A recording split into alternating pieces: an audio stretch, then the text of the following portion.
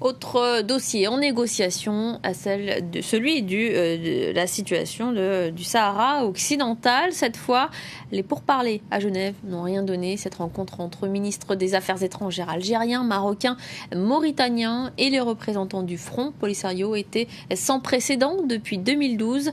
Ils se sont mis d'accord pour se revoir début 2019. Noufissa Charaï. Pour la première fois depuis 6 ans, l'ONU réunit le Maroc, le Front Polisario, l'Algérie et la Mauritanie pour des pourparlers sur la question du Sahara occidental. Les 4 acteurs se déchirent depuis des décennies sur le statut de ce territoire. Chargé du dossier depuis 2017, l'ex-président allemand Horst Köhler croit en une solution pacifique. Première victoire de l'émissaire onusien, une nouvelle rencontre a été fixée pour 2019. Je suis très heureux d'annoncer que les délégations ont décidé de s'engager davantage. L'optimisme de Nasser Bourita, ministre marocain des Affaires étrangères, est plus nuancé.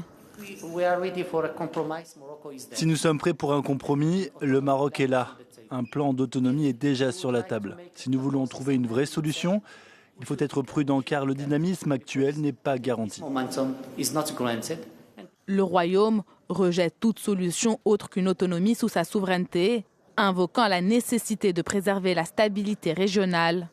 De son côté, le Polisario, avec le soutien de l'Algérie et de la Libye, milite pour l'organisation d'un référendum d'autodétermination. En ce qui concerne le Sahara, la solution officielle que nous recherchons est une solution qui va permettre au peuple du Sahara d'exercer son droit à l'autodétermination. En conférence de presse, le Polisario et le Maroc ont salué la sincérité des échanges. Des échanges sans résultat, mais pour Horst Köhler, c'est une mission réussie. Son objectif premier était de réunir les différents acteurs autour d'une table. La prochaine rencontre aura lieu en avril, juste avant la décision du Conseil de sécurité sur le renouvellement ou pas de la MINURSO, mission de l'ONU dans le Sahara.